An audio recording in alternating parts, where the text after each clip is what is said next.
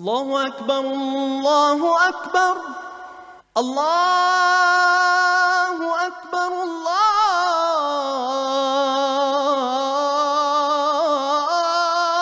اکبر۔ کہ ہم وارث ہیں رسول اللہ صلی اللہ علیہ وسلم کے علم کے، ان کے عمل کے، ہم وارث ہیں صحابہ کرام کے منہج کے۔ اور ساتھ یہ بھی کہہ دیا کرو کہ ہم وارث ہیں صحابہ کرام کے اخلاق کے۔ یہ تڑپتی سسکتی دنیا اور تڑپتا سسکتا پاکستان، اس کو اس وقت سب سے زیادہ اگر کسی چیز کی ضرورت ہے تو وہ پیغام مصطفیٰ کی ضرورت ہے۔ اور یہ سب سے بڑی نیکی اللہ کی توحید ہے۔ اس عقیدے کو مضبوطی سے سمجھ بھی لو، جان بھی لو۔ لا الہ الا اللہ کا معنی ہی چلیے جان لیجئے۔ لوگوں پر آسانیاں کرنا، تنگی نہ کرنا، لوگوں کو خوشخبریاں سنانا، لوگوں کو نفرت نہ دلانا۔ صحابہ کرام کے ورثاء یہ جماعت، اہل الحدیث کا منہج رکھنے والے علماء کرام سے میں یہ بستہ گزارش کروں گا کہ یہ نصیحت ایک شہر میں رہنے والے دو علماء کے لیے بھی ہے یا نہیں ہے؟ ایک نعرہ یہ بھی لگا دینا کہ ہم آپس کے اندر توحید و سنت کی تعلیم کے اور صحابہ کے اخلاق حسنہ کو ہم اپنائیں گے۔ السلام علیکم ورحمۃ اللہ وبرکاتہ۔ ان الحمد للہ نحمده ونستعینه ونستغفره ونعوذ باللہ من شرور انفسنا ومن سیئات اعمالنا، من يهده الله فلا مضل له ومن يضلل فلا هادي له، واشهد ان لا اله الا الله وحده لا شريك له، واشهد ان محمدا عبده ورسوله صلى الله تعالى عليه وآله وسلم۔ اما بعد فاعوذ بالله من الشيطان الرجيم۔ وما ارسلنا من قبلك من رسول الا نوحي اليه انه لا اله الا انا فاعبدون۔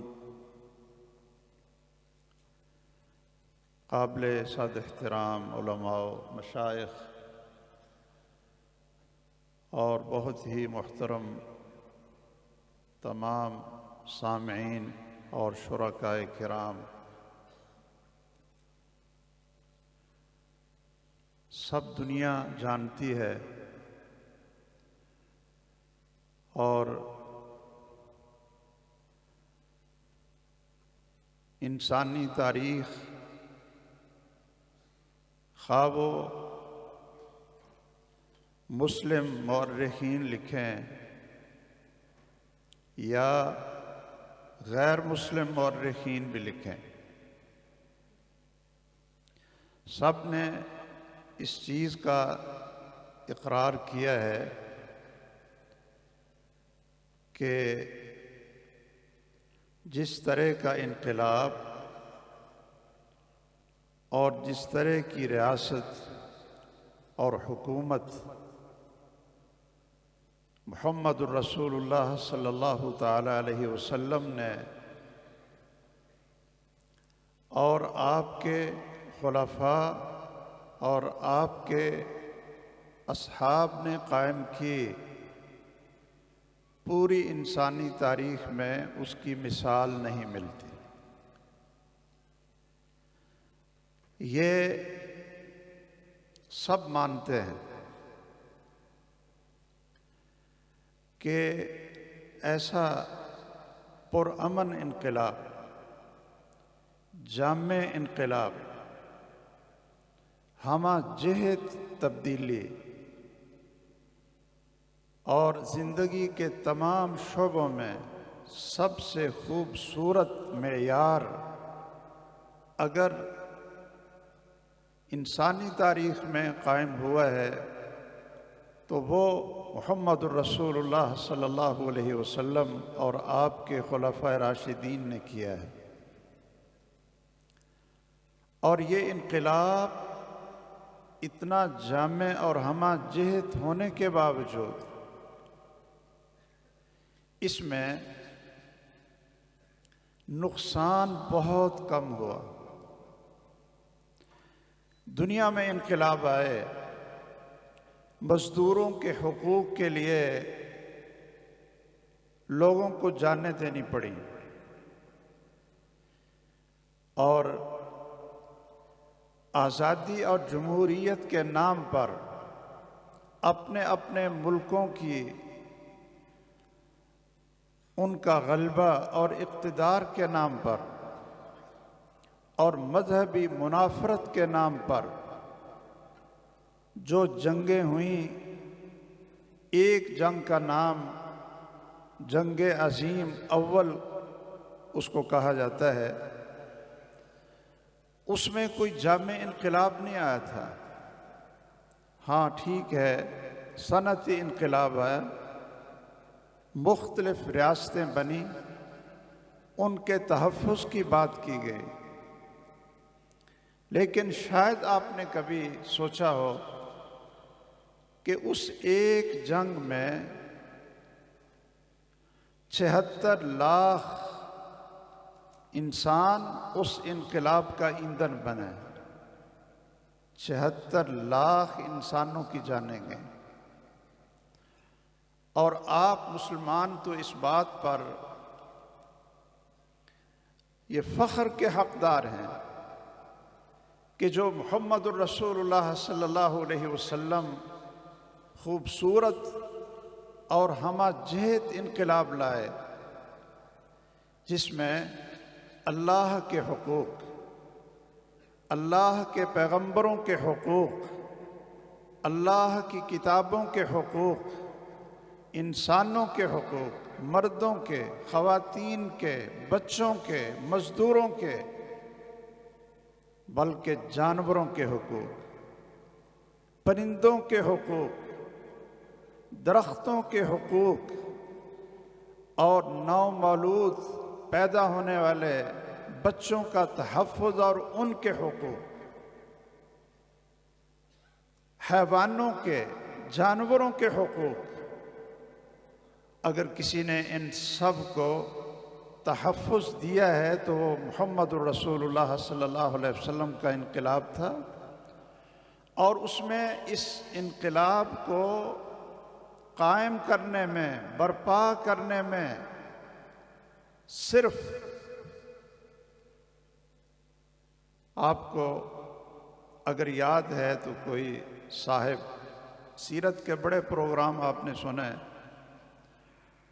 اور اس میں شاید یہ بھی آپ نے سنا ہوگا کہ صرف رسول اللہ صلی اللہ علیہ وسلم کے دور میں جو غزوات اور جنگیں ہوئیں، چھوٹے اور بڑے سب کو ملا کر ان کی تعداد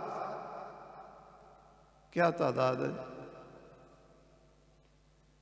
ہاں جی 82 ہے۔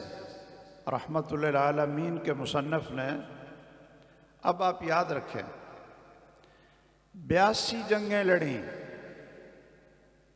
غزوات اور باقی جو آپ نے لشکر بھیجے ان سب کو شامل کر کے، اور جنگ عظیم ایک جنگ ہوئی، 76 لاکھ انسان وہ اس کا ایندھن بنے، اور یہ 82 جنگیں لڑی محمد الرسول اللہ صلی اللہ علیہ وسلم نے،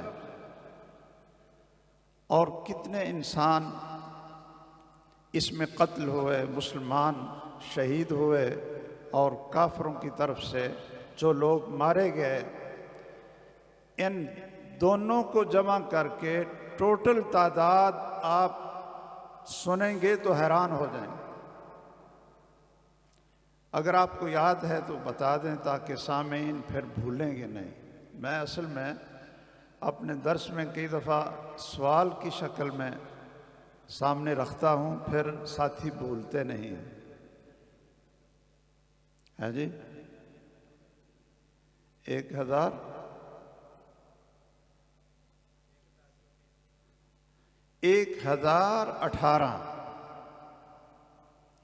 1018 259 صرف مسلمان شہید ہوئے، 259 اور 759 کافر مارے گئے۔ کتنی جنگوں میں؟ 82 جنگوں میں۔ چلیے ہمارے ہاں تو شہادت سعادت ہے، شہادت سعادت ہے۔ یہ 259 شہید ہوئے اور سیدھے جنت میں گئے، اور 759 کافر وہ ہلاک ہوئے۔ آپ یہ کہہ لیں کہ جی اتنی جانوں کو دنیا کی زندگی کے لحاظ سے اتنی جانوں کو ضائع کر کے انقلاب کیسا برپا کیا تھا محمد الرسول اللہ صلی اللہ علیہ وسلم نے۔ پوری دنیا کہتی ہے کہ اس جیسا خوبصورت، جامع، پرامن، عدل، انصاف، محبت اور سلامتی جیسا انقلاب وہ انسانی تاریخ نے اپنی آنکھوں سے دیکھا نہیں تھا۔ تو یہ تو بہت تھوڑا سا نقصان۔ سیرت کے دنوں میں ربیع الاول جب رسول اللہ صلی اللہ علیہ وسلم کی ولادت اور وفات کا دن آتا ہے تو اخبارات کے ذریعے، میڈیا کے ذریعے بڑوں سے لے کر عوام تک پیغامات بھی نشر کیے جاتے ہیں۔ صدر کی طرف سے بھی ہوتے ہیں، وزیر اعظم کی طرف سے بھی ہوتے ہیں، دوسرے جو لوگ بڑے سمجھے جاتے ہیں ان کی طرف سے بھی ہوتے ہیں، اور سب کہتے کیا ہیں؟ سب یہ پیغام دیتے ہیں کہ وہ امن اور سلامتی، وہ عدل اور انصاف، اور وہ حسن اور وہ جامعیت جو محمد الرسول اللہ صلی اللہ علیہ وسلم نے قائم کی، محسن انسانیت بن کر، رحمت للعالمین بن کر جو انقلاب وہ لائے، تو یہ دنیا اور ہمارا ملک وہ بھی اس وقت اس کا محتاج ہے۔ میں پیغام مصطفیٰ علیہ السلام اجتماع کے نام سے یہ پوری دنیا کو اور اہل پاکستان کو خصوصاً اور حاضرین کو یہی پیغام دینا چاہتا ہوں۔ پیغام مصطفیٰ کہ اگر ہم یہ مانتے ہیں کہ آپ جیسی حکومت اور ریاست، صحابہ کرام جیسی ریاست، پرامن ریاست جس میں ایسا امن تھا، اللہ اکبر،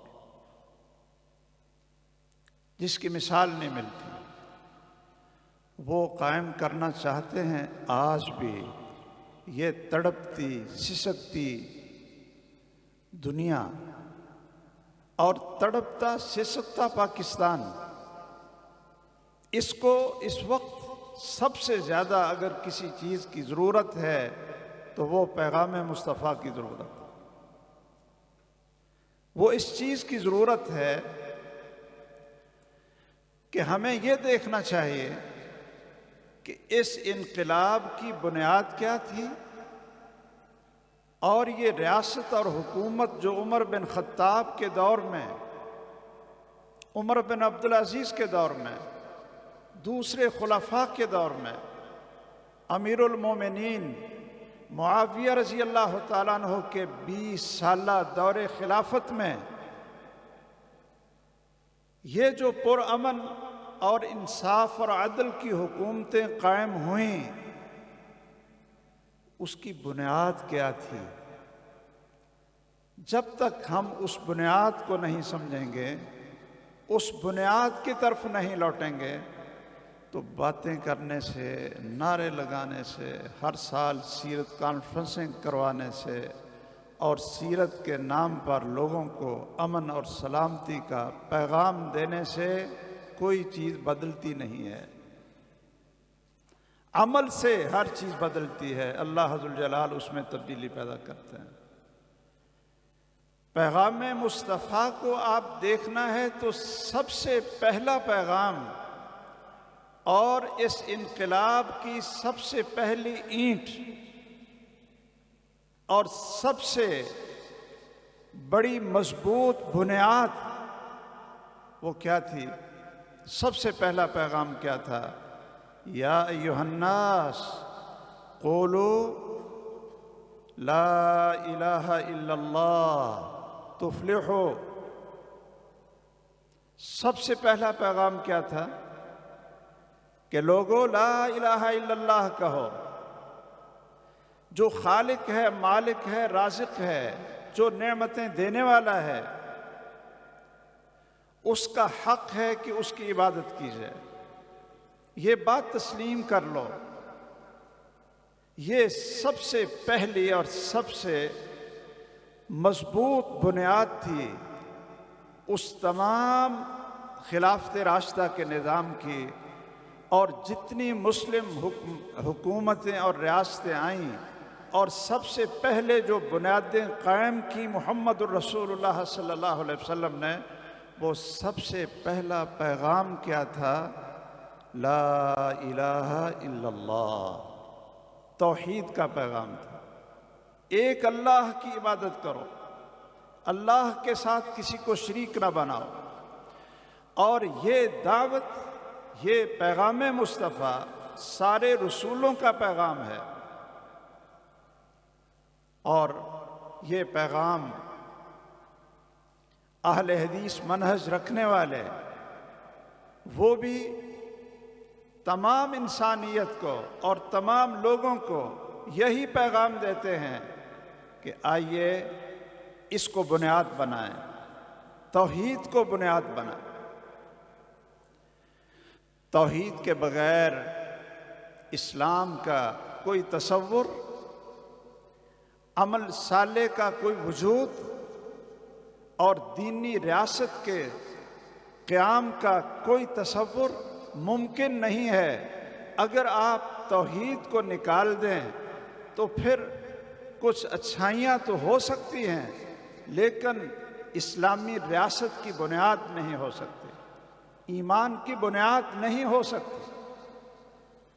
اور میں صرف اتنی بات عرض کر دوں تاکہ جو آگے دو باتیں ہیں وہ بھی عرض کر سکوں، کہ افسوس کہ لا الہ الا اللہ کو جو ایک بڑا واضح پیغام تھا، مشرکین مکہ اچھی طرح سمجھتے تھے، اور انہوں نے جنگیں لڑی اس بنیاد پر کہ ہم نے زبان سے لا الہ الا اللہ نہیں کہنا۔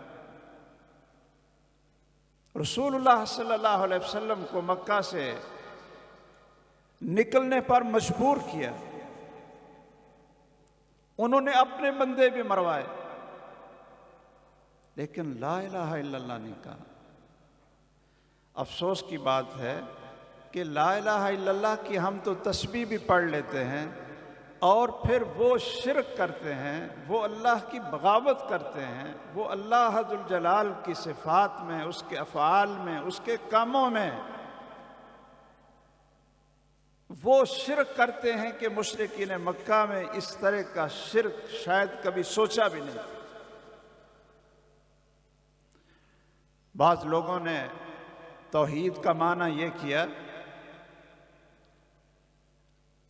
توحید کا معنی وحدت الوجود۔ توحید کا معنی کیا ہے؟ کہ ہر چیز ایک ہے، ہر چیز اللہ ہے، میں بھی اللہ ہوں، تو بھی اللہ ہے، حیوان بھی اللہ ہے، جانور بھی اللہ ہے، خامد بھی اللہ ہے، بیوی بھی اللہ ہے، خنزیر بھی اللہ ہے، ہر چیز اللہ ہے۔ یہ توحید ہے۔ اس سے بدترین کوئی اور توحید ہو سکتی ہے؟ اور یہ صوفیہ کی توحید ہے۔ اور دوسرے لوگ، انہوں نے توحید کا معنی یہ کیا کہ توحید کا معنی یہ ہے کہ اللہ کی کوئی صفت نہیں، نہ وہ سنتا ہے، نہ اس کی صفت رحمت ہے، اس کی کوئی صفت نہیں۔ آپ مجھے یہ بتائیے کہ جس کی کوئی صفت نہ ہو وہ چیز موجود ہوتی یا عدم ہے؟ اس لیے شیخ الاسلام ابن تیمیہ رحمہ اللہ، ان کا بڑا ایک خوبصورت جملہ ہے، وہ فرماتے ہیں کل معطل یعبد عدما وکل مشبہ یعبد صنما، کہ جو اللہ کی صفات کا منکر ہے وہ عدم کی عبادت کرتا ہے، یعنی کوئی چیز ہی نہیں۔ جہم بن صفوان سے کسی نے پوچھا صف لنا ربک، کہ بتاؤ جس رب کو ہم سجدہ کرتے ہیں، جس کے لیے نمازیں پڑھتے ہیں، جس کے لیے راتوں کو تہجد میں روتے ہیں، قرآن کی تلاوت کرتے ہیں، صف لنا ربک، بتائیے وہ رب کیسا ہے؟ وہ پریشان ہو گئے، اس لیے کہ یہودیوں کا شاگرد تھا، اور یہودی اللہ ذوالجلال کے اسماء اور صفات کے منکر تھے۔ اس سے پوچھا کہ بتاؤ جس رب کو سجدہ کرتے ہیں اس کی کوئی صفت بتاؤ، کیسا ہے وہ اللہ؟ ویسے کوئی آپ سے پوچھے کہ صف لنا ربک، کہ آپ بتاؤ تمہارا خالق اور تمہارا معبود کیسا ہے، تو آپ کیا کہیں؟ کیوں جی؟ یہ سوال کوئی مشکل ہے؟ آپ کیا کہیں گے؟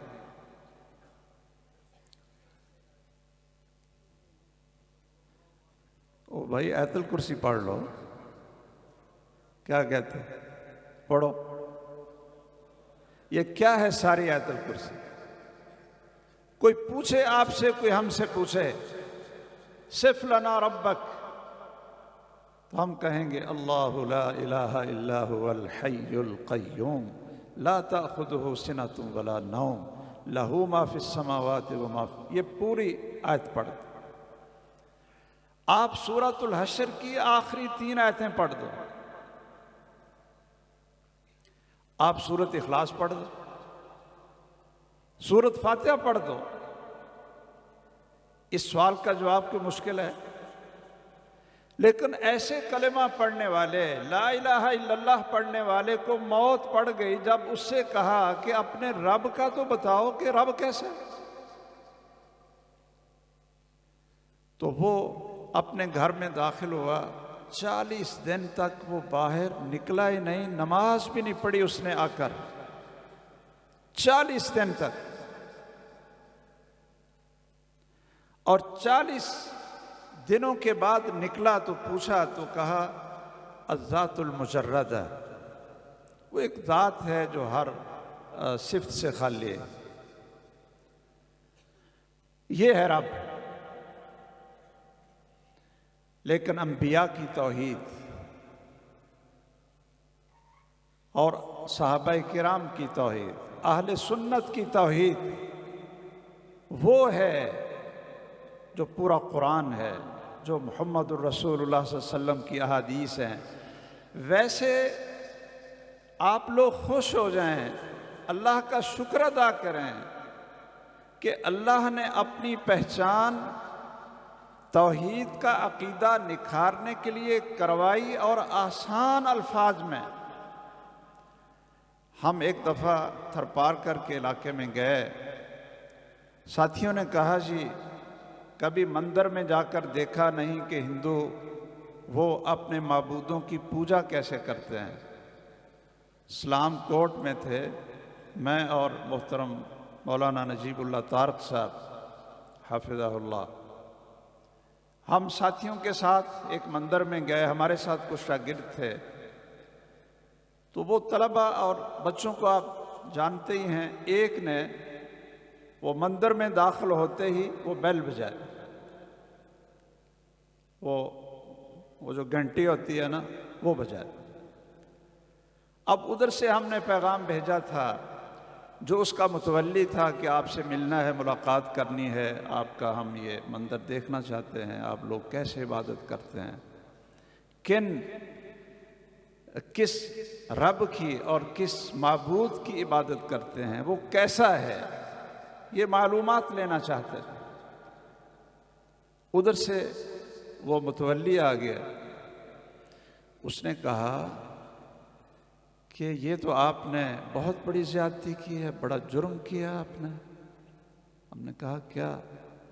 کہتا ہے یہ جو بیل بجائی ہے نا، تو اب آپ کو ہاتھ جوڑ کر اور سر جھکا کر نیچے ہو کر سجدے کی شکل میں اب آپ کو ان کو پرنام کرنا پڑے گا۔ اگر آپ نے، اس بیل بجانے والے نے ہاتھ جوڑ کر سر جھکا کر احترام کی شکل نہ بنائی، تعظیم نہ کی، تو پھر مندر سے نکلنے سے پہلے اس کا بازو یا ٹانگ ٹوٹی ہوگی، اور آپ ہمارے مہمان ہیں، ہمیں اس چیز کا افسوس ہوگا کہ آپ کا نقصان ہوگا۔ اس نے کہا جی یہ ہمارے جو سامنے آپ کو مورتیاں صورتیاں وہ انہوں نے لگائی ہوئی تھیں، بندروں کی، سانپوں کی، شیر کی، بلیوں کی، لومڑیوں کی شکلیں انہوں نے سامنے تصویریں لگائی ہوئی تھیں۔ تو کہنے لگا کہ یہ تو آرام کر رہے تھے، یہ آرام کر رہے تھے، سو رہے تھے، آپ لوگوں نے بیل بجا دی، اب یہ تیار ہو کر انتظار میں ہیں کہ آپ کو جو حاجت اور ضرورت ہے پہلے تعظیم کا انداز اختیار کرو اور پھر مانگو جو مانگنا ہے۔ اب یہ انتظار کر رہے ہیں، آپ نے ان سوئے ہوئوں کو، آرام کرنے والوں کو اٹھایا، اب اگر آپ سجدہ نہیں کریں گے، ہاتھ نہیں جوڑیں گے تو آپ کی ٹانگیں ٹوٹیں گی۔ ہم نے کہا چلیے بیٹھتے ہیں، دیکھتے ہیں، اللہ فضل کرے گا، آپ پریشان نہ ہوں ہم سے۔ تو غلطی کی ہے بچے نے، بیٹھ گئے، اور ایک اس کا بیٹا بھی تھا جو اس نے بتایا کہ یہ میرا بیٹا یہ وکیل بن رہا ہے۔ تو میں نے یہی بات شروع کر دی کہ آپ جن کی عبادت کرتے ہیں، آپ کہہ رہے تھے کہ وہ سوئے ہوئے تھے، آرام کر رہے تھے، بیل دی ہے تو وہ اٹھ کر تیار ہو کر سامنے آ گئے ہیں، اب آپ کو تعظیم کرنی پڑے گی ورنہ وہ یہ نقصان کر دیں گے۔ تو میں نے کہا چلو ایک بہانہ تو مل گیا ہے۔ تو میں نے صرف اپنے رب کے بارے میں، کہ جس کو ہم پوچھتے ہیں اور جس کو ہم مانگتے ہیں، وہ اتنا مہربان ہے، اتنا مہربان ہے کہ ہم اس کی ہر روز نافرمانیاں کرتے ہیں، وہ پھر بھی ہماری ٹانگیں نہیں توڑتا، اتنا مہربان۔ اس کی مخلوق اس سے شرک بھی کرتی ہے، اس کو گالیاں بھی دیتی ہے، اور خود اللہ کہتے ہیں کہ یسبنی ابن آدم یشتمنی ابن آدم، کہ یہ ابن آدم کو دیکھو کہ یہ نطفہ تھا، یہ ہے کیا تھا، جب اس کو زبان ملی ہے تو یہ مجھے گالیاں دیتے۔ میں نے کہا کہ یہ لوگ تو بڑا اللہ کو ناراض کرتے ہیں، لیکن اللہ تعالیٰ پھر بھی ان کو دیے ہی جا رہا ہے، اتنا مہربان ہے۔ الحمدللہ رب العالمین الرحمن الرحیم مالک یوم الدین۔ میں نے کہا آپ کہہ رہے تھے کہ یہ سوئے ہوئے تھے، آرام کر رہے تھے، اب بیل بجانے سے یہ اٹھ کر آ گئے۔ تو جس اللہ کی ہم عبادت کرتے ہیں تو وہ اللہ لا الہ الا هو الحی القیوم لا تأخذہ سنۃ ولا نوم، وہ ہمارا اللہ تو سوتا ہی نہیں، وہ تو آرام ہی نہیں کرتا ہے، اس کو ضرورت نہیں پڑتی آرام کی، آرام میں ہے۔ لا یعودہ حفظہما، ساتوں زمینوں ساتوں آسمانوں کی مخلوق کی حفاظت کر رہا ہے، ہر آن ہر لمحہ ہر شان اس کی الگ ہے، لیکن اس کو نہ سونے کی ضرورت پڑتی ہے، سونا دور کی بات ہے، آرام دور کی بات ہے، اس کو تو اونگ بھی نہیں آتی۔ تو میں نے آیت الکرسی کا ترجمہ بھی ساتھ سنا، بیٹھے چائے پی ہم چلے گئے۔ پورے 1.5 مہینے کے بعد ہمیں وہاں سے فون آیا کہ وہ جو اس مندر کے سرپرست کا بیٹا تھا نا وکیل، وہ غور سے یہ آیت الکرسی اور جو باتیں میں عرض کر رہا تھا وہ سن رہا تھا۔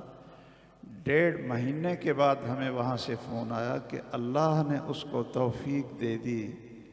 وہ اپنے باپ سے سوال کرنے لگا کہ یہ مسلمانوں کا اللہ کیسا ہے، اور ہم نے جو یہ تصویریں بنائی ہوئی ہیں یہ کیسی ہیں؟ تو وہ 1.5 مہینے کے بعد اشہد ان لا الہ الا اللہ و اشہد ان محمدً عبدہ و رسولہ پڑھ کر اعلانیہ مسلمان ہو۔ اس انقلاب کی بنیاد اللہ کی توحید تھی، اور یہ سب سے بڑی نیکی اللہ کی توحید ہے۔ اس عقیدے کو مضبوطی سے سمجھ بھی لو، جان بھی لو۔ لا الہ الا اللہ کا معنی ہی چلیے جان لیجئے۔ بدترین اس کا مفہوم، اب دیکھیے یہ اس بات کی ویسے نا مجھے سمجھ نہیں آتی کہ کافروں کو، عربی لوگ تھے، لا الہ الا اللہ کا معنی جانتے تھے، اس لیے وہ پڑھتے نہیں۔ ہم نے پڑھ بھی لیا اور اس کا معنی بدل دیا۔ اس کا معنی کیا کیا؟ صوفیوں نے اس کا معنی یہ کیا، لا موجود الا اللہ،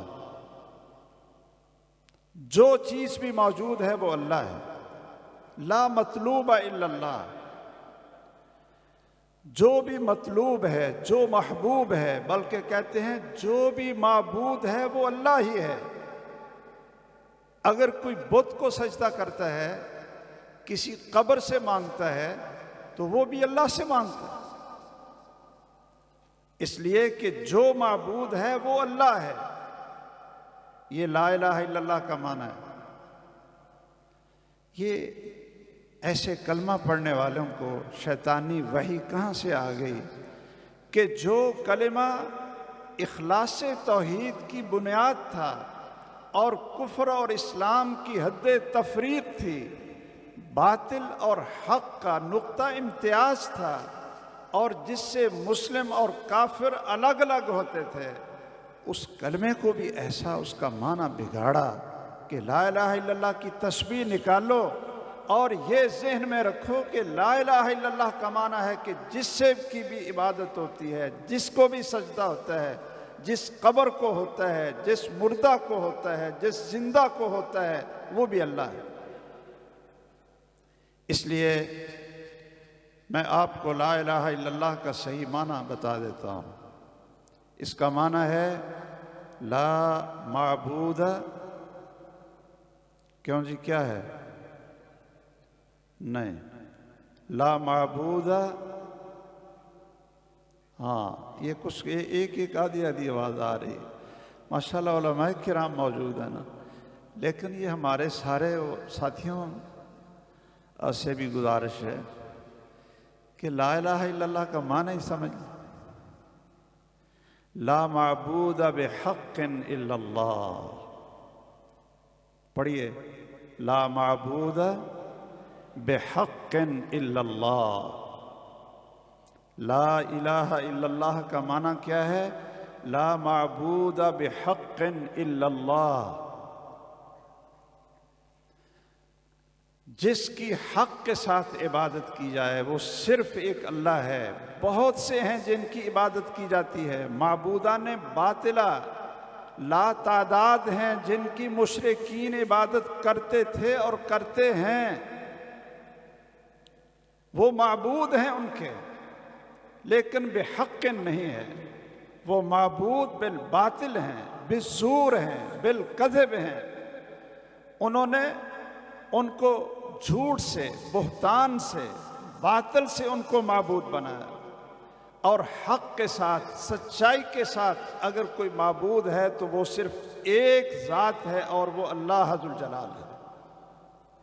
یہ وہ بنیاد تھی اس ریاست کی، اس انقلاب کی، جس کی باتیں پوری دنیا کرتی تھی اور مسلم غیر مسلم مورخین کرتے تھے۔ ہم یہ بنیاد بھول گئے اور اس بنیاد کی تفصیل محمد الرسول اللہ صلی اللہ علیہ وسلم نے یعلمہم الکتاب والحکمہ، قرآن اور سنت کی تعلیم سے اس کو نکھارا۔ آپ نے ہجرت کی، ہجرت سے پہلے دار ارقم میں قرآن بھی سکھایا اپنے صحابہ کو اور سنت بھی سکھائی، اور پھر ہجرت کے بعد مسجد نبوی بنائی، اس میں ایک جگہ بنائی صفہ جسے کہتے ہیں، اصحاب صفہ کے نام سے مشہور۔ وہاں صحابہ کرام کو جہاں نماز پڑھائی، جہاں خطبہ دیا، جہاں درس دیا، جہاں جنازے پڑھائے، وہ یونیورسٹی تھی جس کا نصاب اللہ ذوالجلال نے یعلمہم الکتاب والحکمہ، قرآن و سنت آسمان سے بھیجا تھا، جس کے شاگرد بھی چن کر اس معلم اور محسن انسانیت کو دیے تھے صحابہ کرام، جن کا آپ تذکرہ ہمارے بھائی اور فاضل دوست محترم فضیلت الشیخ عبد الغفار ہمارے ہاں آوان ہوتے تھے، اب یہ مدنی ہے ماشاءاللہ۔ آپ نے ان سے سنا، یہ صحابہ کرام کو چن کر اس یونیورسٹی کا طالب علم اور محمد الرسول اللہ کا شاگرد کس نے بنایا تھا؟ اللہ نے بنایا تھا۔ عبداللہ بن مسعود کہتے ہیں ان اللہ قد نظر فی قلوب العباد، اللہ نے اپنی ساری مخلوق انسانوں کے دلوں میں دیکھا، فوجد قلب محمد صلی اللہ تعالی علیہ وسلم ازکاہا و اطہرہا، تو کیا دیکھا کہ سارے انسانوں میں سب سے پاکیزہ، سب سے خوبصورت، سب سے صاف دل وہ محمد صلی اللہ علیہ وسلم کا ہے، فاختارہ لرسالتی، ان کو اپنی رسالت کے لیے منتخب کر لے۔ ثم نظر فی قلوب العباد، پھر دوبارہ اللہ ذوالجلال نے اس پوری امت کے دلوں کو دیکھا، فوجد قلوب اصحاب محمد صلی اللہ علیہ وسلم، تو دیکھا کہ محمد صلی اللہ تعالی علیہ وسلم کے صحابہ کے دل سب سے خوبصورت، صاف ستھرے، طاہر اور مطہر ہیں، تو اللہ نے ان کو اپنے پیغمبر کی صحبت اور شاگردی کے لیے اللہ نے ان کو پسند کر لیا، اور ان کو پھر آپ نے قرآن اور سنت پڑھائی، اور کوئی تیسری چیز نہیں تھی۔ وہ ماشاءاللہ پھر ان میں سے ہی فوجوں کے کمانڈر بنے، ان میں سے ہی قراء بنے، ان میں سے ہی حکمران بنے، سب سے خوبصورت سیاستدان بنے۔ سیاستدان حقیقت ہے کہ جس طرح ہم نے توحید کو، لفظ توحید کو بدنام کیا، لفظ فقہ کو بدنام کیا، لفظ خلافت کو بدنام کیا، بہت سے لوگوں نے لفظ جہاد کو بدنام کیا۔ یہ مقدس الفاظ تھے، یہ ہماری امت مسلمہ کی چمکتی دھمکتی یہ تاریخ تھی، اس کے یہ شعائر تھے، اس کی یہ نشانیاں تھیں، خلافت۔ لیکن کسی نے کوئی جعلی خلیفہ بن کر اور داعش کے نام سے اس امت کو، ان مسلمانوں کو کافروں کا ایندھن بنا، بدنام کیا لفظ خلافت کو، بدنام کیا لفظ جہاد کو، بدنام کیا لفظ توحید کو۔ اسی طرح ہمارے لوگوں نے بدنام کیا لفظ سیاست کو، اور یہ لفظ سیاست اتنا مبارک لفظ تھا، اتنا مبارک لفظ تھا، محمد الرسول اللہ صلی اللہ علیہ وسلم نے فرمایا کہ پہلی امتوں کی سیاست ان کے نبی کرتے تھے۔ پہلی امتوں کے سیاستکار اور سیاستدان کون ہوتے تھے؟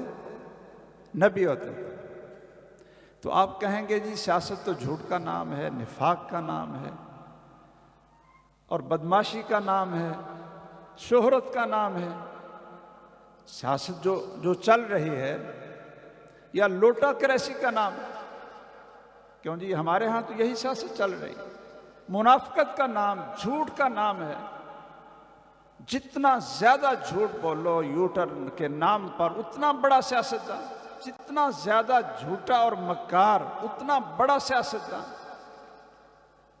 لیکن رسول اللہ صلی اللہ علیہ وسلم کیا فرماتے ہیں کہ پہلی امتوں میں سیاست کرتے تھے، کون کرتے تھے؟ نبی کرتے تھے، اور اس امت کے سب سے بڑے سیاستکار وہ محمد الرسول اللہ صلی اللہ علیہ وسلم۔ انہوں نے اس امت کی اصلاح کی، عقیدے کی اصلاح کی، اعمال کی اصلاح کی، اخلاق کی اصلاح کی۔ تو جو مسجد نبوی میں یونیورسٹی بنی، اس سے ابو بکر فارغ ہوئے تھے، عمر بن خطاب وہاں پڑھے تھے، وزیر خزانہ یہ کون بنے؟ عبداللہ ابن مسعود۔ کیوں جی؟ بیت المال کے وزیر خزانہ کون بنے؟ عبداللہ ابن مسعود۔ یہ کہاں سے پڑھ کر آئے تھے؟ کیا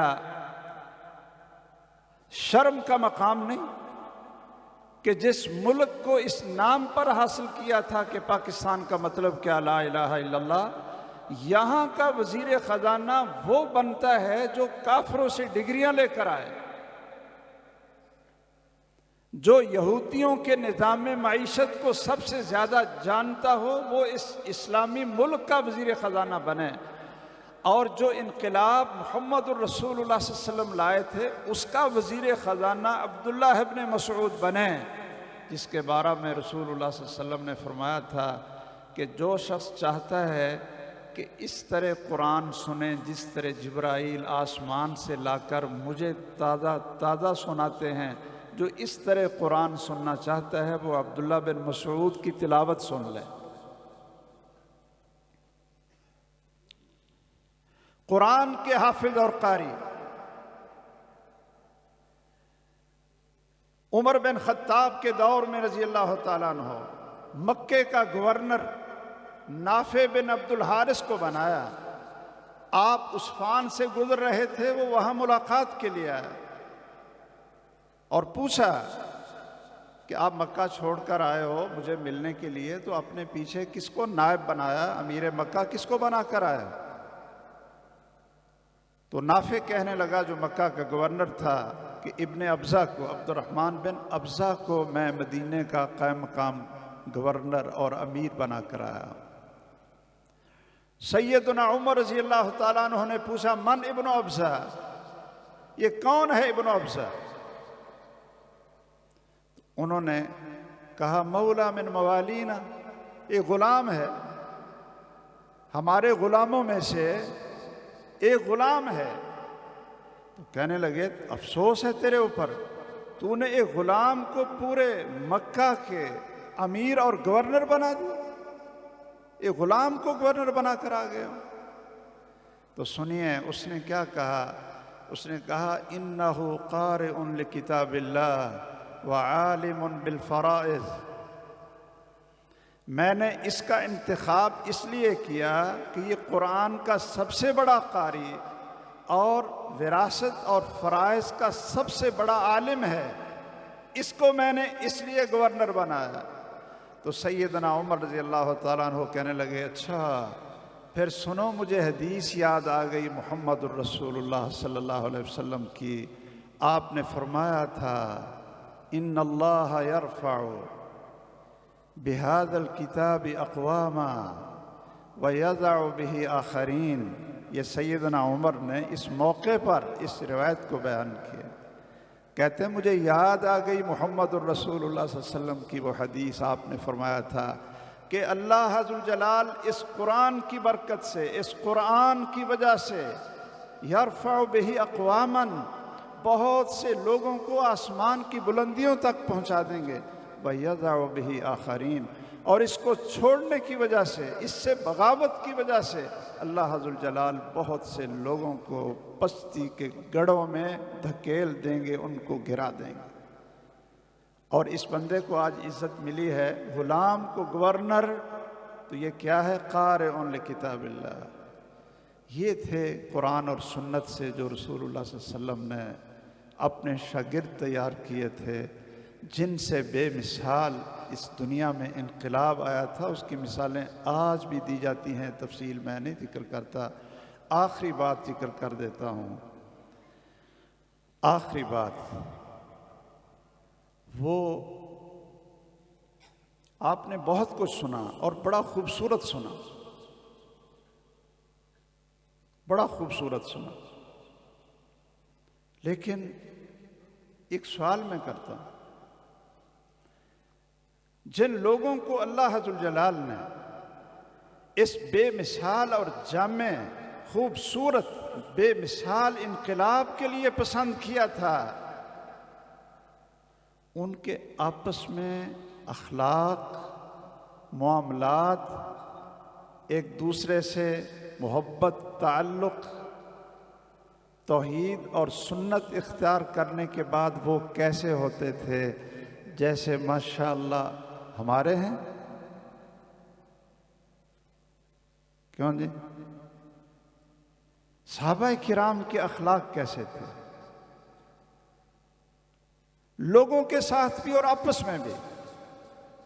کیا ان کی دلوں میں آپس کی، مسلمانوں کے آپس کی عداوت کی بیماری، نفرت کی بیماری، بغض کی بیماری، حسد کی بیماری، عجب کی بیماری، دوسروں کو تحقیر کی بیماری اور انا ولا غیری کی بیماری کہ مجھ سے بڑا عالم کون ہے اور مجھ سے بڑا عزت والا کوئی نہیں، یہ ساری بیماریاں جو اس وقت ہمارے اندر موجود ہیں، توحید والوں کے اندر موجود ہیں، مختلف تنظیموں کے نام پر ہم نے یہ بیماریاں اپنے دلوں میں پالی ہیں۔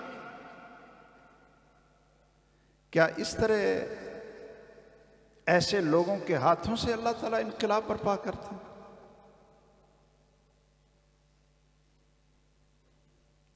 بڑوں کی پگڑیاں اچھالیں، بہتان لگائیں، جھوٹ بولیں، شہرت اور نمود کے لیے آپ کسی کے کام کو اپنے کھاتے میں ڈالیں۔ میں تنظیم سازی کے خلاف نہیں ہوں، میں سمجھتا ہوں کہ آپ اگر تعاونوا علی البر والتقوی اس بنیاد پر کوئی ادارہ بناتے ہیں، کوئی تنظیم بناتے ہیں، تعلیم اور تربیت کو عام کرنے کے لیے آپ بناتے ہیں، تو میں اس کے خلاف نہیں، لیکن یہ میں پوچھنے کا حق رکھتا ہوں، کیا یہ تنظیمیں صرف ناموں کی وجہ سے، الگ امیر ہونے کی وجہ سے آپس کے اندر وہ حسد اور وہ کینہ اور وہ نفرت اور وہ بغض اور وہ برات، وہ گالیاں، وہ بہتان اور وہ چغلیاں، یہ کیا اخلاق سکھائے تھے محمد الرسول اللہ صلی اللہ علیہ وسلم نے اپنے صحابہ کو؟ ان کے دل ایسے تھے؟ اتنا لفظ اشارے سے بولا تھا امی عائشہ نے، کیوں جی؟ چھوٹا سا لفظ بولا تھا اپنی ایک سوکن کے بارے میں، صفیہ کے بارے میں، وہ بھی ہماری امی جان ہے رضی اللہ تعالیٰ عنہم اجمعین، انسان ہے۔ کیا کہا رسول اللہ صلی اللہ علیہ وسلم سے کہا کہ آپ اس سے بڑی محبت کرتے ہیں، اس کی قدر کرتے ہیں، اور یہ کیا ہے؟ ہاتھ سے اشارہ کیا کأنہا قصیرہ، یہ ٹھگنی سی ہے، چھوٹے سے قد والی، تو آپ بڑی اس کی محبت کرتے ہیں۔ یہ صرف اتنا کہا۔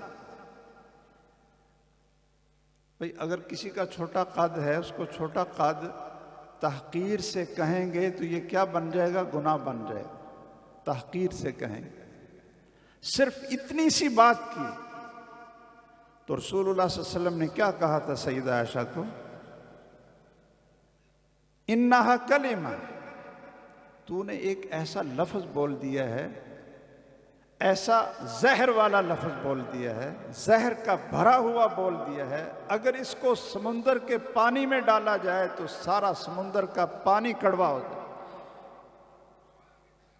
اور ماشاءاللہ یہ اب ایک دوسرے عقیدہ اہل حدیث کا اور قرآن و سنت کی تعلیم، دعویٰ توحید و سنت کا، دعویٰ محمد الرسول اللہ صلی اللہ علیہ وسلم کی جماعت کی وراثت کا، کہ ہم وارث ہیں رسول اللہ صلی اللہ علیہ وسلم کے علم کے، ان کے عمل کے، ہم وارث ہیں صحابہ کرام کے منہج کے۔ اور ساتھ یہ بھی کہہ دیا کرو کہ ہم وارث ہیں صحابہ کرام کے اخلاق کے۔ یہ کہیں گے کہ نہیں کہیں گے؟ ایک نعرہ تو میں نے بھی سنا، بڑا خوبصورت ہے کہ ہم توحید و سنت کا پرچم لے کر پوری دنیا پہ لہرائیں گے، پاکستان پہ لہرائیں گے، سارے کہو آمین۔ میں نے بھی ہاتھ اٹھایا۔ اچھا، ایک نعرہ یہ بھی لگا دینا کہ ہم آپس کے اندر توحید و سنت کی تعلیم کے اور صحابہ کے اخلاق حسنہ کو ہم اپنائیں گے۔ یہ حافظ صاحب سے آپ نے صحابہ کا عقیدہ تو سنا، تو اگر سیرت نبوی میں جو اخلاق مصطفیٰ ہے محمد الرسول اللہ صلی اللہ علیہ وسلم کے اخلاق اور صحابہ کے اخلاق آپس کے اندر، اگر ایک درس وہ بھی ہو جائے اور پھر ہم تقابل کر لیں کہ نعرے لگانے سے انقلاب نہیں آتے، عمل سے آتے ہیں۔ محمد الرسول اللہ صلی اللہ علیہ وسلم نے جو اخلاق سکھائے صحابہ کو، غزوہ حنین میں بھیڑ تھی، آپ جانتے ہیں، ایک دفعہ یکدم کفار نے حملہ کیا جس کی وجہ سے کچھ بھگدڑ مچی، تو ایک صحابی وہ کہتے ہیں کہ میرا جوتا بڑا سخت تھا اور میرا جوتا رسول اللہ صلی اللہ علیہ وسلم کے پاؤں پہ آ گیا، آپ کو تکلیف ہوئی اور آپ نے لاٹھی سے مجھے مارا اور مجھے دور کیا اور کہا بسم اللہ اوجعتنی، بسم اللہ اوجعتنی، تو نے مجھے تکلیف پہنچائی ہے، اور اس کو دھکیلا، لاٹھی سے ایک لاٹھی لگا دی اور اس کو دور کیا۔ اوجعتنی بسم اللہ۔ اب وہ چلا تو گیا، کہتا ہے ساری رات مجھے نیند نہیں آئی کہ میں نے رسول اللہ صلی اللہ علیہ وسلم کو تکلیف پہنچائی میری وجہ سے، حالانکہ آمدن نہیں تھا، بھیڑ کی وجہ سے تھا۔ کہتے ہیں اگلے دن ایک آدمی میرا نام لیتا پھرے کہ فلاں کہاں ہے، اس کو رسول اللہ صلی اللہ علیہ وسلم بلا رہے ہیں۔ کہتا ہے رات تو میں نے پریشانی میں گزاری پہلے ہی کہ میری وجہ سے محمد الرسول اللہ صلی اللہ علیہ وسلم کو تکلیف پہنچی، مجھے ڈر رہا کہ اب میرے خلاف کوئی آیت آ گئی ہوگی یا کیا حکم صادر ہوگا۔ تو جب میں گیا تو رسول اللہ صلی اللہ علیہ وسلم نے، ویسے کیا خیال ہے جی، یہ ہمارے جو تنظیموں کے ماشاءاللہ عظیم، ان کو بھی مجاہدین کہہ لیں گے نہ کہہ لیں؟ لفظ جہاد بدنام تو کیا ہی ہے، تو یہ ان کو بھی مجاہدین کہہ لیں گے نہ کہہ لیں، جو ایک تنظیموں کے ایک دوسرے کے خلاف ماشاءاللہ محاذ قائم کر کے پوری قوت سے جھوٹ اور بہتان اور وہ کچھ کر رہے ہیں کہ ہمیں تو پڑھتے ہوئے بھی شرم آتی ہے، وہ تصویریں چھاپ رہے، کون ہے یہ؟ ان کے ذریعے اللہ نے توحید و سنت کا انقلاب برپا کرنا۔ رسول اللہ صلی اللہ علیہ وسلم نے اس کو بلایا وہ ڈرتا ہوا بیچارہ ہے۔ آپ نے کہا کہ تو نے مجھے تکلیف پہنچائی تھی، میں نے تجھے لاٹھی مار دی، میں نے تجھے لاٹھی مار دی۔ اب مجھے تو اس کا افسوس ہے جو میں نے لاٹھی ماری۔ کیوں بھائی؟ جو مجھ سے آپ کو لاٹھی لگ گئی نا، جو تو نے مجھے تکلیف پہنچائی تھی، اب میں کیسے آپ کو راضی کروں؟ جو مجھ سے آگے سے زیادتی ہوگی اس کا کفارہ کیا دوں؟ یہ لے جاؤ، کیا لے جاؤ؟ 80 نعجہ، 80 نعجہ، 80 گائے لے جاؤ، خوش ہو جاؤ، اور جو مجھ سے ایک لاٹھی لگ گئی تھی وہ دل سے نکال دو۔ 80 گائے دے دیں۔ ہاں جی، ہلکی سی لاٹھی لگائی تھی اور بدلے میں کیا دینا پڑا؟ 80 گائے دے کر ان کو خوش کیا۔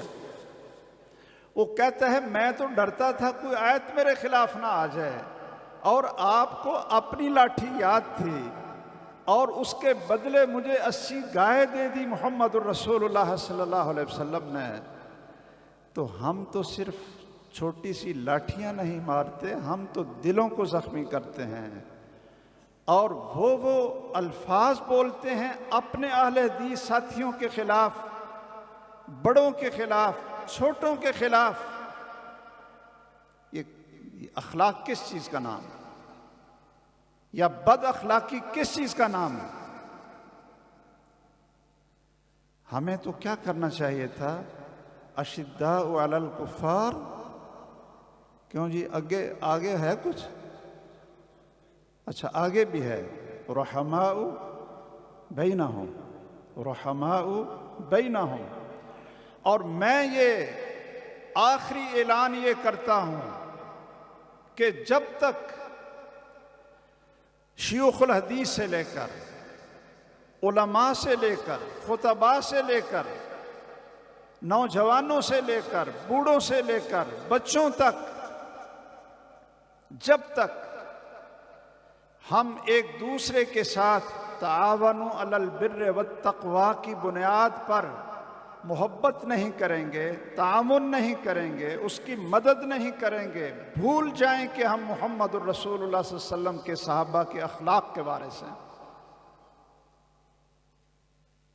ہر پیغمبر پر فرض تھا کہ اس کے دور میں آنے والے پیغمبر کو پیغمبر مانے بھی، اس پر ایمان بھی لائے، اس کی مدد بھی کرے اور اس کی نبوت کا اقرار بھی کرے۔ یہ ہے قرآن مجید کی کوئی آیت بھائی؟ وَإِذْ أَخَذَ اللَّهُ مِيثَاقَ النَّبِيِّينَ لَمَا آتَيْتُكُم مِّن كِتَابٍ وَحِكْمَةٍ ثُمَّ جَاءَكُمْ رَسُولٌ۔ یہ صرف رسول، یہ صرف محمد الرسول اللہ صلی اللہ علیہ وسلم نہیں ہے، بلکہ ہر رسول ہے۔ ہر رسول پر فرض ہے کہ وہ دوسرے رسول کو رسول مانے۔ لَتُؤْمِنُنَّ بِهِ وَلَتَنْصُرُنَّ قَالَ أَقْرَرْتُمْ وَأَخَذْتُمْ عَلَى ذَلِكُمْ إِصْرِي قَالُوا أَقْرَرْنَا قَالَ فَاشْهَدُوا وَأَنَا مَعَكُمْ مِنَ الشَّاهِدِينَ فَمَنْ تَوَلَّى بَعْدَ ذَلِكَ فَأُولَئِكَ هُمُ الْفَاسِقُونَ۔ اگر ایک پیغمبر دوسرے پیغمبر کی رسالت اور نبوت کو نہیں مانے گا، اس پر ایمان نہیں لائے گا، اس کی مدد نہیں کرے گا، دعوت میں، تبلیغ میں، ہر کام میں اس کی نصرت نہیں کرے گا، تو وہ پیغمبر نہیں رہے گا بلکہ فاسق اور فاجر بن جائے۔ ایک شیخ الحدیث کو دوسرے شیخ الحدیث کی ٹانگیں کھینچنی چاہیے، اس کے بارے میں بغض رکھنا چاہیے یا اس کا احترام کرنا چاہیے؟ اس کو بھی عالم ماننا چاہیے۔ ہم لوگوں سے کہیں کہ علماء کا احترام کرو اور خود میں دوسرے عالم کا احترام نہ کروں، یہ ہماری دعوت ہے؟ ہم اپنی مسجد کے لیے کہیں جی ہماری مسجد سے دوسری مسجد کے لیے ہم چندہ اکٹھا نہیں کرنے دیں گے۔ یہ آپ نے دیکھی ہے نا مسجدیں اس طرح کی بھی؟ اچھا جی کیوں؟ بھئی دوسری مسجد جو بنے گی اس میں بھی توحید و سنت کی آواز بلند ہوگی یا نہیں ہوگی؟ اس کو بنانے میں آپ کو ساتھ ہونا چاہیے تھا۔ اگر ایک جامعہ بن رہا ہے، اس کو بنانے والوں کی مدرسے کو تحفیظ کا مدرسہ، ہمیں کیا ہوتا ہے؟ ہم کہتے ہیں کہ دوسرا مدرسہ نہیں بننا چاہیے، میرے قریب دوسری مسجد نہیں بننی چاہیے، وہ میرا رش کھینچ کر لے جائیں۔ میرے گاؤں میں دوسرا بچیوں کا مدرسہ نہیں بننا چاہیے، اور روڑے اٹکائیں گے۔ کیا یہ صحابہ کرام کا منہج تھا؟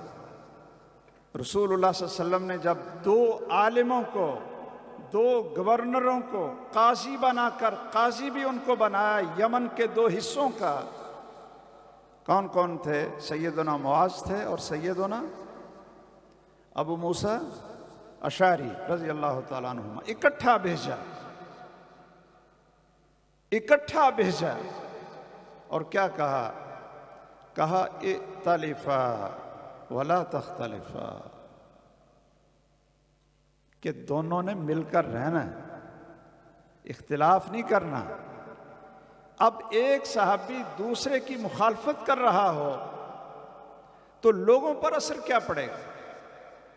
ایک پیغمبر دوسرے پیغمبر کی مخالفت کر رہا ہو تو لوگوں کے اوپر اس دعوت کا کیا اثر پڑے گا؟ آپ نے دونوں کو کہا، دونوں عالم تھے، گورنر تھے الگ الگ علاقے کے، قاضی بنا کر بھیجا، لوگوں کو دین سکھانے کے لیے معلم بنا کر بھیجا۔ اور سن لیجیے الفاظ علماء کرام، کہا ائتلفا ولا تختلفا، تطابعا ولا تفترقا، آپس میں ایک دوسرے سے مل کر رہنا، دل سے ایک دوسرے کا احترام کرنا۔ دونوں گورنر ہو، ایک علاقے کے الگ الگ دو حصوں میں کیا ہے، وہاں آپس میں ایک دوسرے پر فتوے نہ لگانا، اپنی اپنی جماعت کھڑی نہ کر لینا۔ یسرا ولا تعسرا، بشرا ولا تنفرا، لوگوں پر آسانیاں کرنا، تنگی نہ کرنا، لوگوں کو خوشخبریاں سنانا، لوگوں کو نفرت نہ دلانا، یہ دونوں کو تبلیغ ہو رہی ہے۔ معاذ بن جبل کو اور ابو موسیٰ اشعری کو، صحابہ کرام کے ورثاء، یہ جماعت اہل الحدیث کا منہج رکھنے والے علماء کرام سے میں یہ بستہ گزارش کروں گا کہ یہ نصیحت ایک شہر میں رہنے والے دو علماء کے لیے بھی ہے یا نہیں ہے؟ ہمارے ہاں کہتے ہیں جی دو ایک سے پوچھتے ہیں فتویٰ، وہ کچھ اور کہتا ہے، اس کو بتاتے ہیں لو جی فلاں شیخ الحدیث نے تو یہ کہا ہے، وہ کہتے ہیں وہ تو جاہل ہے، پاگل ہے وہ۔ اچھا بھئی، آپ شیخ الحدیث ہیں، آپ صحیح شیخ الحدیث ہیں، اور وہ پاگل شیخ الحدیث ہے، وہ جاہل شیخ الحدیث ہے، آپ عالم شیخ الحدیث ہیں۔ عجب کی بیماری کسے کہتے ہیں؟ آنا والا غیری کس بیماری کا نام ہے؟ آپ کسی کا علم ماننے کے لیے تیار ہی نہیں۔ صحیح تربیت کریں ان نوجوانوں کی، عوام کی، انشاءاللہ یہ وہ دین ہے، یہ وہ منہج ہے، یہ وہ دعوت ہے، یہ وہ پیغام محمد ہے صلی اللہ علیہ وسلم، حق اور سچ ہے۔ علامہ شہید رحمہ اللہ کہتے تھے کہ یہ صدی اہل حدیث کی دعوت اور ان کی قوت اور غلبے کی صدی ہے، اس لیے کہ یہ سچ ہے اور حق ہے۔ اس لیے توحید کو اختیار کریں، قرآن اور سنت کی تعلیم ہر مسجد میں، قرآن کا ترجمے کی کلاس اور ایک حدیث ہر روز۔ ویسے میں نے یہ بیٹھے ہوئے ہیں یہاں اسلام آباد والے بھی ناراض نہ ہو جائیں، ایک درس میں میں پوچھ بیٹھا کہ اسلام آباد میں کتنی مسجدیں ہیں، تو یہ حضرات کہنے لگے جی 46 مسجدیں۔ اس وقت شاید 2 سال پہلے کی بات ہے۔ میں نے پوچھا کتنی مسجدوں میں درس قرآن ہوتا ہے، اپنا ترجمے کی کلاس ہوتی ہے، ترجمے کی کلاس کتنی مسجدوں میں ہوتی ہے؟ کہتے ہیں جی 5 مسجدوں میں ہوتی ہے۔ اب 46 مسجدوں سے 5 نکال لیں تو باقی 41 رہے گی۔ تو میں نے وہاں ادھر کے امیر بھی تھے، سارے تھے. میں نے کہا آپ نے یہ مسجدیں بنائیں کس لیے؟ محمد الرسول اللہ صلی اللہ علیہ وسلم نے تو مسجد کو یونیورسٹی بھی بنا دیا تھا، اس میں قرآن سکھاتے تھے، سنت سکھاتے تھے، اخلاق سکھاتے تھے. آپ صرف 5 نمازیں پڑھا کر مسجد کو بند کر دیں. مسجد کا یہ کردار ہے. بعد میں اللہ تعالیٰ ان کو جزائے خیر دے، انہوں نے محنت کی. میں نے کہا کہ مجھے مہینے میں کوئی رپورٹ بھیجو نا، کوئی رپورٹ بھیجو. تو پھر انہوں نے 37 مسجدوں میں ترجمہ قرآن شروع کر کے اس کی رپورٹ بھیجی. اللہ تعالیٰ ان کو اور زیادہ برکت دے. آج کا پروگرام یہ ماشاءاللہ پنڈی میں ہے، اور یہ پنڈی کی جو ایک نظم ہے وہ ایک الگ ہے. یعنی الگ کا یہ معنی نہیں کہ خلاف ہے، یعنی امیر ناظم الگ ہے.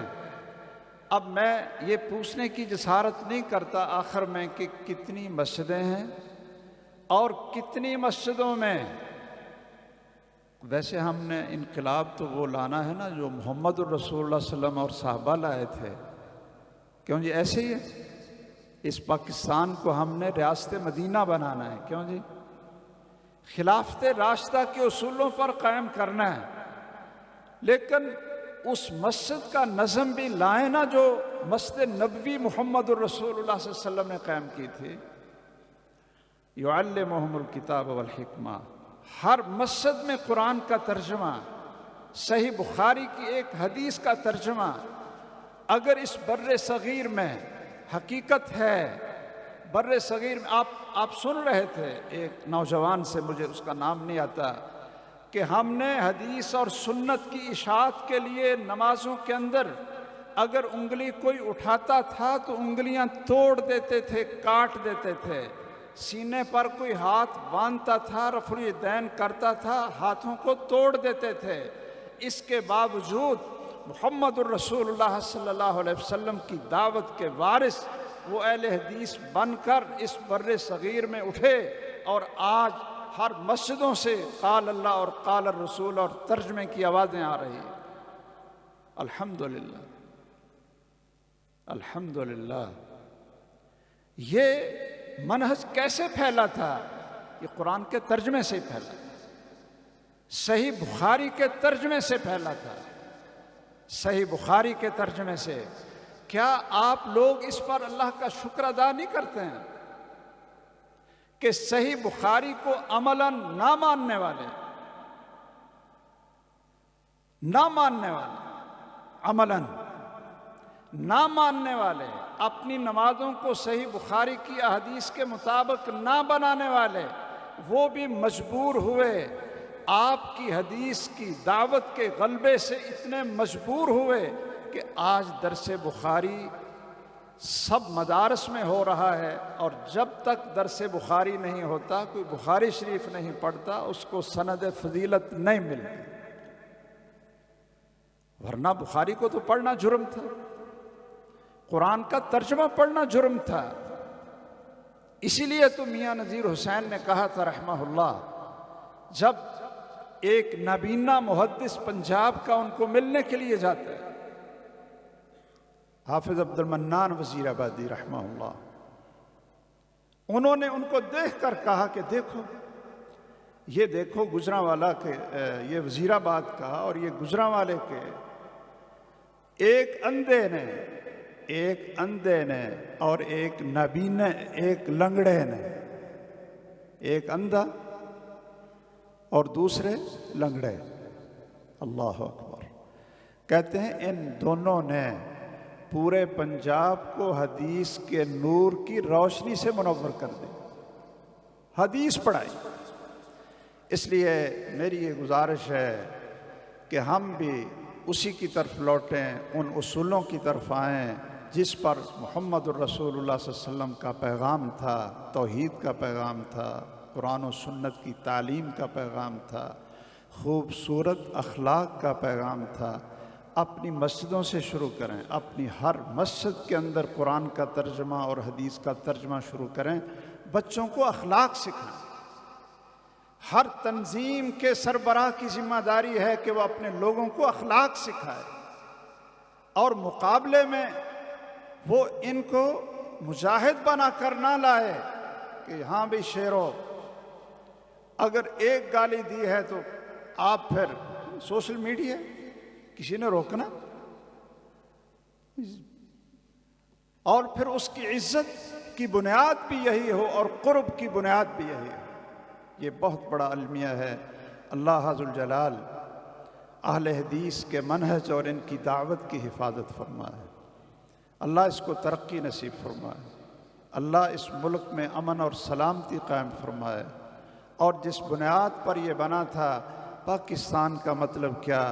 لا الہ الا اللہ محمد الرسول اللہ، اور یہ آپ کے اکابرین نے نعرہ دیا تھا۔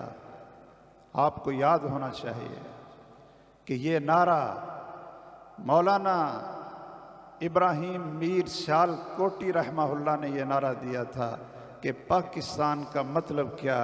لا الہ الا اللہ محمد الرسول اللہ۔ یہ ہمارا دیا ہوا نعرہ تھا۔ اب اس کو عملی نمونہ اس ملک کے اندر بنانا ہے، نیچے سے بنیاد سے لے کر قرآن اور سنت کی اخلاق کی تعلیم اور تربیت سے لے کر یہ نعرہ بھی آپ کا تھا، اور اس کے اندر رنگ اور عمل بھی آپ پر سب سے بڑی ذمہ داری ہے کہ اس میں رنگ بھی آپ بھریں، رنگ بھی آپ بھریں۔ اللہ ذوالجلال توفیق عطا فرما دے، اس ملک میں قرآن و سنت اور توحید و سنت کی حکومت ہو، اس کا بول بالا ہو۔ اللہم اشف مرضانا و مرضى المسلمین، اللہم اشف مرضانا و مرضى المسلمین واشف انت الشافی لا شفاء الا شفاؤک شفاء لا یغادر سقما۔ اللہم انصر الاسلام والمسلمین، اللہم لا تسلط علینا من لا یرحمنا، اللہم لا تسلط علینا من لا یرحمنا، اللہم لا تسلط علینا من لا یرحمنا۔ اللہم انا نعوذ بک من زوال نعمتک وتحول عافیتک وفجاءة نقمتک وجمیع سخطک۔ سبحانک اللہم وبحمدک، اشہد ان لا الہ الا انت، استغفرک واتوب الیک۔ السلام علیکم ورحمۃ اللہ۔ اللہ